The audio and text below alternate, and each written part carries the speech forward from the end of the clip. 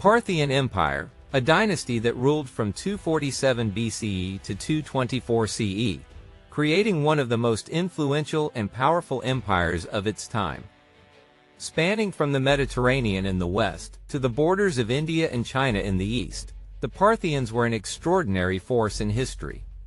They weren't just warriors, they were innovators in art, architecture, and culture, blending styles from the diverse regions they controlled into something uniquely their own. The roots of the Parthian Empire can be traced back to a nomadic Scythian tribe known as the Parni. Originating from the steppes of Central Asia, east of the Caspian Sea, they eventually became the Parthians. They rose to power by seizing control of the weakened Seleucid Empire, one of the remnants of Alexander the Great's vast conquests. While Alexander's empire splintered among his generals, the Seleucid ruler Seleucus I took Mesopotamia and other key Persian territories, laying the groundwork for a sprawling kingdom. But cracks began to show in Seleucid control, and the Parthians seized their opportunity. The story kicks off with Arsaces, the first Parthian king, who capitalized on the Seleucids' internal conflicts and external pressures. Around 247 BCE, while the local governor of Parthia rebelled against Seleucid rule, Arsaces swept in and took control. Though the Seleucids managed to briefly reclaim Parthia under Antiochus III, their grip was fleeting. After a series of power shifts, the Parthians gained momentum, solidifying their independence and steadily expanding their reach. One key figure in this rise was Euphrates, a Parthian ruler who secured vital territories between Hyrcania and Media, setting the stage for Parthia's golden era. But it was his successor, Mithridates I, who truly transformed the Parthian Empire into a superpower. He began by conquering Bactria, a crucial region near India and China, and then turned westward to claim Media and eventually Mesopotamia, including the legendary cities of Seleucia and Babylon. The Parthians didn't just expand their borders, they established dominance over some of the most culturally and economically significant regions of the ancient world. Of course, the Seleucids weren't ready to give up without a fight. Mithridates and his successors faced numerous challenges, including a fierce Seleucid counterattack. But the Parthians held their ground, even defeating prominent Seleucid rulers like Antiochus VII. However, internal strife and external threats constantly tested the empire's resilience.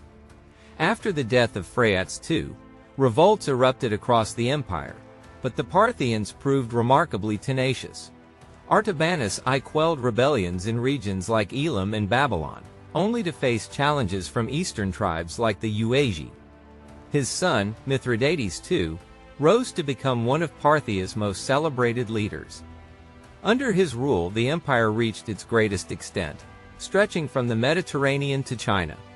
Parthia wasn't just a geographical giant, it was a true superpower, influencing trade, politics, and culture across continents. The Parthians' rivalry with Rome added another layer of drama to their story. When Rome attempted to push into Parthian territory, they were met with fierce resistance. In 53 BCE, the Roman general Crassus led an invasion but suffered a catastrophic defeat at the Battle of Carrhae, where Parthian cavalry archers decimated Roman forces. This victory was a massive boost to Parthian prestige and a blow to Rome's pride. Even Mark Antony, one of Rome's most celebrated leaders, failed to subdue the Parthians. By 20 BCE, the Parthians and Romans reached a peace agreement under King Euphrates IV and Emperor Augustus. This truce allowed both empires to focus on other fronts, and one of the defining strengths of the Parthian Empire was their innovative military tactics, which made them nearly unbeatable on the battlefield. The Parthians mastered the art of mounted warfare, combining speed, precision, and strategy in ways that left their enemies bewildered. Their hallmark was the skillful use of horse archers, who could deliver devastating attacks while staying out of reach. They perfected a hit-and-run style of combat that allowed them to overwhelm larger, less mobile armies. One of their most famous techniques was the Parthian shot, a maneuver where archers, riding at full gallop, would twist in their saddles to fire arrows backward at pursuing enemies. It wasn't just a flashy move, it was deadly. Enemies chasing after them often found themselves in disarray, unable to protect themselves from the unrelenting hail of arrows. Meanwhile, camel riders ensured a steady supply of ammunition, and heavily armored cavalry, known as cataphracts, brought crushing force to finish off what the archers began. These cataphracts, covered head to toe in metal armor, could charge into enemy ranks with long lances, breaking through lines and creating chaos. Together, these units turned the Parthian military into a well-oiled machine capable of taking on even the most disciplined armies. But the Parthians weren't just skilled warriors. They were also shrewd rulers.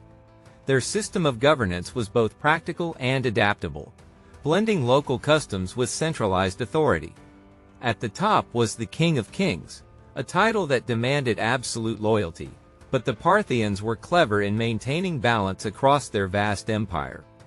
They retained Greek administrators and allowed local kings to rule their regions as long as they paid tribute and provided military support when called upon. This decentralized approach helped them avoid the rebellions that had plagued the Seleucid Empire before them. By dividing provinces into smaller units called eparchies, they kept power from becoming concentrated in any one place, making the system more stable. Trade also flourished under Parthian rule, adding to their strength and influence. With the Romans held at bay, the Parthians turned their focus to commerce, leveraging the infrastructure left behind by the Seleucids. They controlled critical trade routes that connected east and west, including the famous Royal Road, which ran through Mesopotamia and linked their empire to markets as far as India and China. Access to key regions like the Persian Gulf, the Caspian Sea, and Armenia allowed them to dominate trade in goods ranging from silk to spices. Cities like Seleucia and Susa became bustling centers of commerce, benefiting from this lucrative network. Chinese envoys even visited the Parthian court, paving the way for what would later become the Silk Road.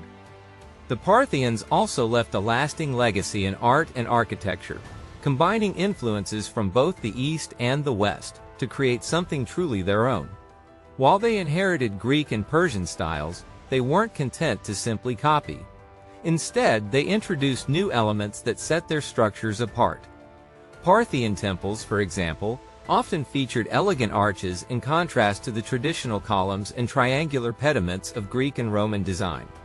Cities like Hatra and Assur showcased these unique architectural innovations, blending practicality with artistic flair. Circular designs also became a hallmark of Parthian architecture, from fortresses to entire cities.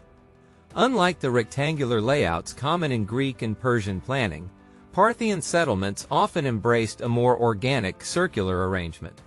Their capital, Nisa, even featured a dome structure with walls that ran straight to the ground, a design that contrasted sharply with the elevated domes of Rome. Parthian art was just as distinctive. Figures depicted in their artwork often faced the viewer directly, creating an immediate personal connection.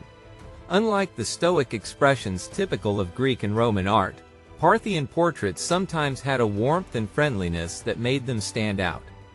Their artisans excelled in crafting intricate jewelry, detailed bronze and stone figures, and vibrant wall decorations. Stucco panels adorned with geometric and floral patterns added bursts of color and life to their interiors, reflecting their creativity and cultural richness. And Parthians showed a fascinating mix of openness and practicality when it came to culture and religion. While their artistic and architectural expressions were diverse, their clothing, especially among the ruling class, followed a more uniform style. By the end of the 1st century BCE, a distinctive look had emerged: belted tunics and trouser suits, often loose-fitting and adorned with horizontal pleats. This style wasn't just a fashion statement, it helped identify the ruling elite across a vast empire. Nobles often sported puffed hairstyles held in place by headbands, along with well-groomed beards and long mustaches, projecting an air of authority and refinement.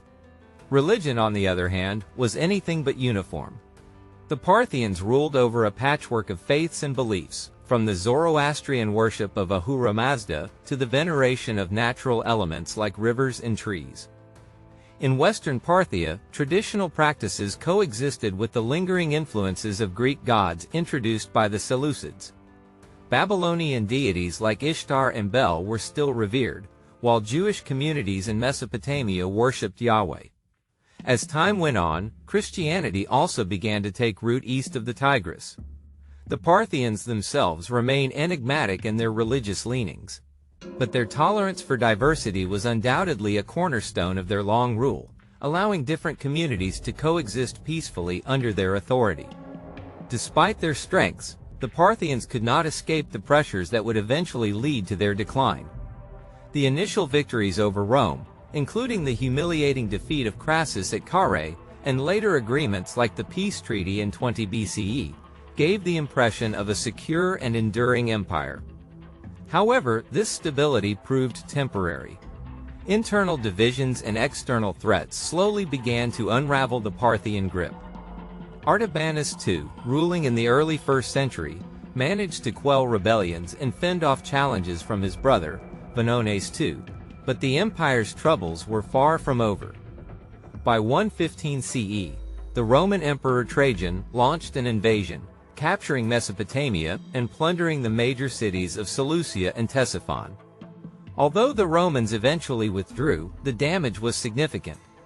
To the east, the Kushans, led by the formidable Kanishka, carved out their own empire in Bactria, severing Parthian control over their easternmost territories. Rome wasn't finished with Parthia. Under Vologases IV, the Romans attacked again around 165 CE, with Emperor Lucius Verus leading successful campaigns that saw Seleucia and Ctesiphon sacked once more. Even though the Parthians managed to push the Romans back, the repeated invasions took a heavy toll. By 198 CE, under Septimius Severus, the Romans returned for a third wave of destruction. This time, though short on supplies, they left Mesopotamia devastated. The final blow came in the 3rd century. Internal strife between Artabanus IV and his brother Vologases I weakened the already fragile empire. This division paved the way for Ardashir Ace, a rising rebel leader, to overthrow the Parthians and establish the Sasanian Empire in 224 CE. The Parthian Empire, after centuries of resilience, finally crumbled under the weight of both external pressure and internal discord.